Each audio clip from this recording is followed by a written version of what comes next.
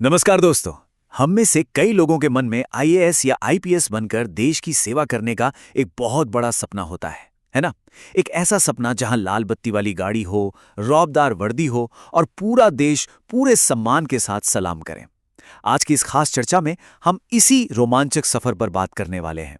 एक ऐसा सफर जहां सिर्फ हवाई किले नहीं बनाए जाते, बल्कि उन्हें हकीकत में बदला जाता है। हम उस सटीक रणनीति, उस हाड़तोड़ संघर्ष और उस शानदार सफलता को डिकोड करेंगे जो एक आम इंसान को एक बेहतरीन ऑफिसर में बदल देती है। तो चलिए, बिना किसी देरी के सीधे शुरू करते हैं। तो सबसे पहले इस स्क्रीन पर लिखे कोड को देखते हैं। सिर्फ सपना देखने से कुछ नहीं होता। बिल्कुल सच है ना? हर साल लाखों लोग उस पावर और उस कुर्सी का सपना देखते हैं, लेकिन जो चीज एक सिर्फ सपना देखने वाले इंसान को एक असली ग्राउंड लेवल ऑफिसर से अलग करती है, वो है एक गहरी जिम्मेदारी और लोहे जैसा अनुशासन। सच कहूं तो ये सिर्फ एक पद हासिल करने की बात नहीं है, ये पूरे देश के प्रति एक बहुत बड़ा कमिटमेंट है। अब जरा इस पद के असली वजन और इसके महत्व को समझते हैं। जब कोई आईएएस या आईपीएस बनता है तो सिर्फ ताकत या अधिकार नहीं मिलते, बल्कि एक ऐसा अपार सम्मान मिलता है जिसकी कोई कीमत नहीं है। सोचकर देखिए, सीधे तौर पर समाज में बदलाव लाने का, ग्राउंड पर लोगों की मदद करने का कितना बड़ा मौका मिलता है। और हाँ, सबसे खास पल, जब परिवार वाले अपने बच्चे को उस मुकाम पर देखते हैं तो उनके चेहरे पर जो परम गर्व होता है ना, वो फीलिंग ही एकदम अलग है। लेकिन इन ऊंचाइयों तक पहुंचने का रास्ता बहुत पसीना मांगता है। और यही सामना होता है उस कड़वी सच्चाई से। देखिए, यूपीएससी भारत की सबसे कठिन परीक्षाओं में से एक मानी जाती है, ये हम सब जानते हैं। हर साल लाखों लोग फॉर्म भरते हैं। देश भर की लाइब्रेरी में अगर हम देखें तो रात रात भर जागते हुए, किताबों के पहाड़ के बीच खुद को खोते हुए और अनगिनत नोट्स बनाते हुए हजारों छात्र दिख जाएंगे। सच तो यह है कि ये सफर भयंकर थकान से भरा है। इसमें असफलताएं भी आती हैं और कई बार तो ऐसा लगता है कि बस यार, अब हार मान लेनी चाहिए। लेकिन सफलता केवल उन्हीं के कदम चूमती है जो अथक प्रयास करते हैं, जो किसी भी हाल में रुकते नहीं हैं।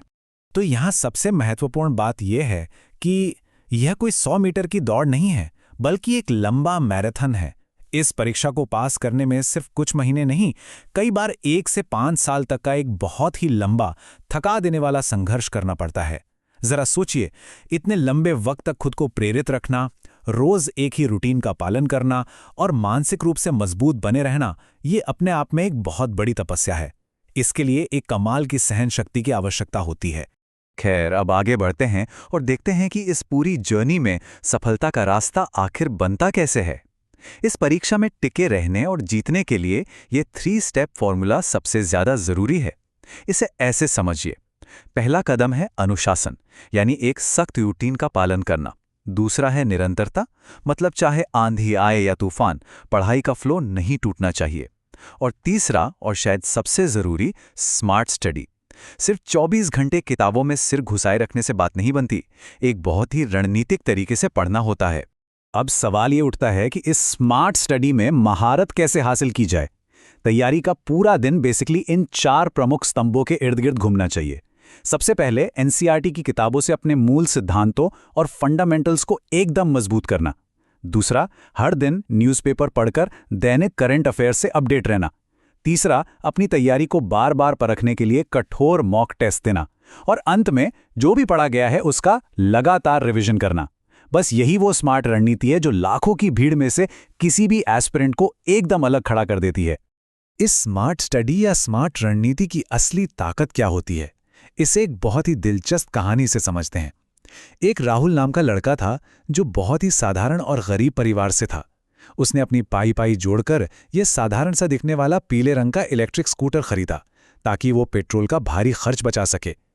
लेकिन उसके जो अमीर दोस्त थे ना, जिनके पास बड़ी बड़ी महंगी गाड़ियां थीं, उन्होंने उस साधारण से स्कूटर का खूब मजाक उड़ाया, उसे खूब ताने मारे। फिर एक दिन क्या हुआ, अचानक पूरे शहर में पेट्रोल की भारी कमी हो गई। अब वो अमीर दोस्त जो अपनी महंगी कारों पर इतना इतराते थे, वो अपने घरों में ही फंस कर रह गए। उनकी वो पारंपरिक सोच पूरी तरह फेल हो गई। ये बिल्कुल वैसा ही है जैसे यूपीएससी में बिना समझे सिर्फ रट्टा मारने वाले छात्र कठिन सवालों के सामने फंस जाते हैं। वहीं दूसरी तरफ राहुल ने क्या किया, उसने एक मोबाइल ऐप बनाया और अपने उसी स्कूटर को 100 रुपए प्रति किलोमीटर पर टैक्सी की तरह चलाना शुरू कर दिया। उसका वो स्मार्ट निवेश एकदम हिट हो गया। ठीक इसी तरह स्मार्ट तैयारी, जिसमें मॉक टेस्ट और करंट अफेयर शामिल हैं, परीक्षा के सबसे मुश्किल समय में पारंपरिक रट्टाफिकेशन को मीलों पीछे छोड़ देती हैं। अब ये पूरी कहानी एक बहुत ही गहरा सवाल खड़ा करती है। क्या आलोचकों की आवाज सफलता को रोक सकती है? राहुल के दोस्तों ने भी तो शुरुआत में हंसकर उसका मनोबल तोड़ने की कोशिश की थी, है ना? जब कोई छात्र यूपीएससी की तैयारी कर रहा होता है तो अक्सर समाज, रिश्तेदार या दोस्त भी ऐसे ही ताने मारते हैं, जोक्स क्रैक करते हैं। ये सामाजिक दबाव सच में बहुत ज्यादा होता है और कई बार इंसान को अंदर तक तोड़ देता है। लेकिन क्या उस मजाक के डर से रुक जाना चाहिए? बिल्कुल नहीं, कभी नहीं। क्योंकि असली जादू तो तब होता है जब अंतिम विजय मिलती है। जब राहुल का वो बिजनेस चल पड़ा तो पता है क्या हुआ? वही दोस्त जो कल तक उसका मजाक उड़ाते थे, आज उसकी तारीफ कर रहे थे और खुद इलेक्ट्रिक स्कूटर खरीदने की बात कर रहे थे। ये एक एस्पिरेंट की जिंदगी से कितना सटीक बैठता है। सालों की उस साइलेंट मेहनत के बाद जब फाइनली रिजल्ट में नाम आता है ना, तो जो लोग सबसे ज्यादा हंसते थे वही सबसे पहले माला लेकर जश्न मनाने पहुंच जाते हैं। मतलब सारे आलोचक रातों रात सबसे बड़े प्रशंसक बन जाते हैं। और हाँ, ये बात सिर्फ एक व्यक्तिगत सफलता पर खत्म नहीं होती। राहुल के उस एक छोटे से स्मार्ट फैसले ने पूरे शहर का माहौल ही बदल दिया। लोगों ने इलेक्ट्रिक गाड़ी अपनानी शुरू कर दी, प्रदूषण कम हुआ और एक स्वच्छ वातावरण बना। बिल्कुल इसी तरह जब कोई व्यक्ति आईएएस या आईपीएस ऑफिसर बनता है तो वो सिर्फ अपने लिए एक नौकरी नहीं पाता, वो पूरे देश के लिए एक स्थायी विरासत छोड़कर जाता है। उसका एक सही फैसला, एक अच्छी नीति पूरे समाज और समुदाय की जीवन शैली को हमेशा हमेशा के लिए बेहतर बना सकती है। तो इस एक विचार को हमेशा जहन में बिठा लेना चाहिए, संघर्ष जितना बड़ा होगा, सफलता उतनी ही शानदार होगी। सच में ये कोई मामूली वाक्य नहीं है। ये उन हजारों ऑफिसर्स की पूरी जिंदगी का निचोड़ है जिन्होंने कभी हार नहीं मानी। जब भी ऐसा महसूस हो कि रास्ता बहुत मुश्किल हो रहा है, तो बस ये याद रखना चाहिए कि ये भारी संघर्ष किसी बहुत बड़ी शानदार सफलता की नींव तैयार कर रहा है। ये सारी मेहनत समाज में एक बहुत बड़ा सकारात्मक बदलाव लाने के लिए की जा रही है।